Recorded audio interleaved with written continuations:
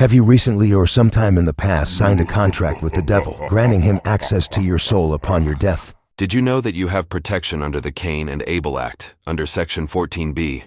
The act clearly states that your soul's rightful owner is God, who acts as lien holder until the time of your death, at which time your soul gets released, and upon being granted permission to cross heaven's gate by St. Peter, you become the rightful owner of said soul.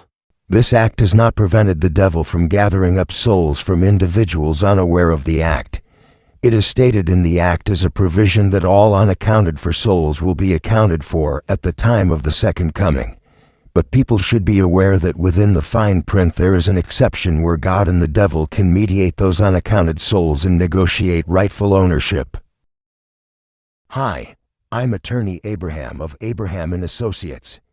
My office has been helping unfortunate individuals like yourself who were exploited and treated unfairly by the powers of evil.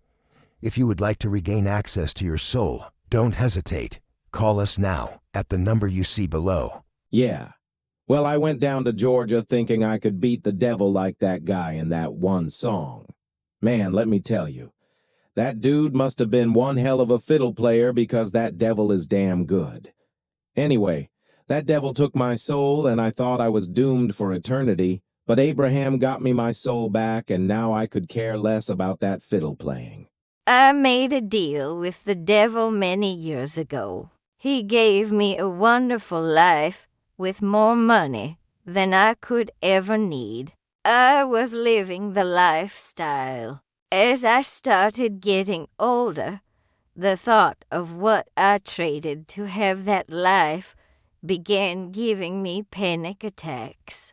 I contacted Abraham, and he got my soul back.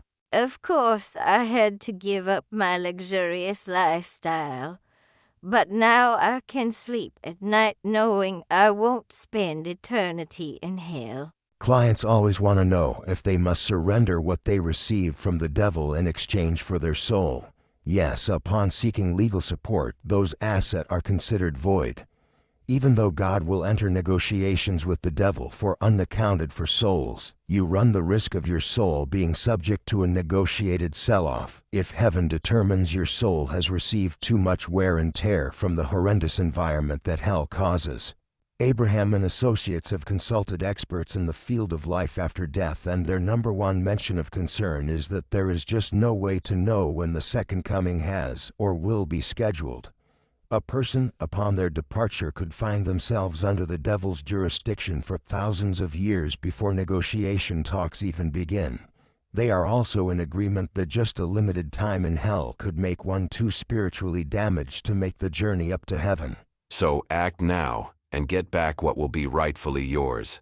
It's not your fault you were misled by the devil, but it will be your consequence of not correcting the wrongdoing before your departure. So pick up the phone and call Abraham & Associates before it's too late. Don't live another day in fear of what will happen to you in hell.